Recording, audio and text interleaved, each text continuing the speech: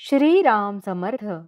श्रोते हो, आपण ऐकत आहात श्री गोंदवलेकर महाराज यांचे प्रवचन. भाव असल्याशिवाय परमार्थ होत नाही. प्रपंचात जसा पैसा लागतो त्याप्रमाणे परमार्थात भाव लागतो. प्रपंचात पैशाशिवाय चालू शकत नाही. परमार्थातही भाव असल्याशिवाय होत नाही. जसा तुमचा भाव असेल त्याप्रमाणे तुम्हाला देवाची प्राप्ती होईल.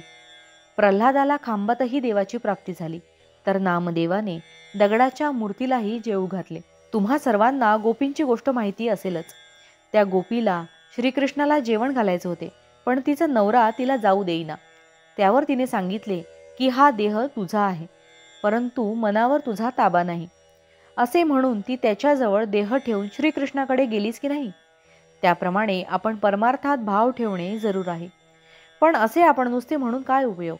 तो सर्वव्यापी आहे, सर्वसाक्षी आहे असे आपण म्हणतो, पण आपण पापाचरण करायला भीतो का? तो आपल्याला पाहतो आहे असे पक्के वाटले तर आपल्याकडून कधीतरी पाप होईल का? पण आपल्याला तसे वाटतच नाही. आपल्यासारख्या आस्तिकाला देव हवा असे वाटते खरे, पण हवाच असे वाटत नाही. आपल्याला प्रपंचाच्या मदतीसाठी देव हवा असे वाटते, प्रपंच असावाच असे आपल्याला वाटते, आणि भगवंत मात्र असला तर बरा असे वाटते. याच्या उलट भगवंत असावाच आणि प्रपंच असला तर बरा असे वाटायला पाहिजे. प्रपंचाची आवड असू नये, पण प्रपंचातल्या कर्तव्याची आवड असावी. देहाने ते कर्तव्य करावे आणि मनाने मात्र अनुसंधान ठेवावे. ज्या गोष्टी आपल्या मनाला खातात त्या न केल्या की आपल्या विकारांवर ताबा येईल. भगवंताच्या देखत आपल्याला करायला लाज वाटणार नाही अशीच कृती आपण करावी.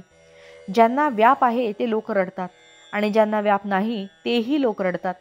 मग सुख कशात आहे? पैसा सुख देतो का?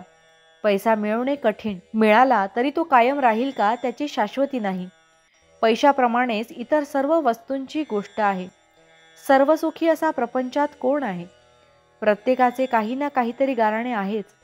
प्रत्येकाला आशा वाटते की मी उद्या आजच्यापेक्षा सुखी होईल. तो कधी पूर्ण सुखी होत नाही. त्याचे गाराणे कधी संपत नाही. प्रपंचातल्या सर्व वस्तू नाशिवंत आणि दुःखरूप अशा आहेत. म्हणूनच प्रपंच असत्य आहे. हा अनुभव प्रपंच देतो. त्या अनुभवाने प्रपंचात जो आसक्त होत नाही तो सुखी. अनुभव विसरून जो आसक्त होतो तो दुःखी. सुख हे समजुतीमध्ये आहे, आणि भगवंताचे होणे ही समजूत तेवढी खरी आहे.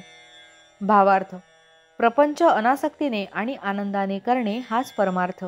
जानकी जीवन स्मरण जय जय राम. महारुद्र हनुमान की जय.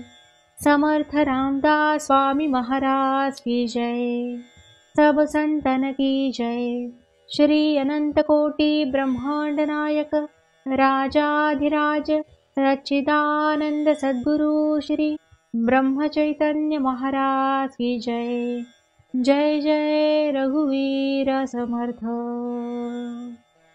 आता आपण 13 वेळा नामस्मरण करूया. श्रीराम जय राम जय जय राम. श्रीराम जय राम जय जय राम. श्रीराम जय राम जय जय राम. श्रीराम जय राम जय जय राम. श्रीराम जय राम जय जय राम. श्रीराम जय राम जय जय राम. श्रीराम जय राम जय जय राम. श्रीराम जय राम जय जय राम. श्रीराम जय राम जय जय राम. श्रीराम जय राम जय जय राम. श्रीराम जय राम जय जय राम. श्रीराम जय राम जय जय राम. श्रीराम जय राम जय जय राम. जय श्रीराम.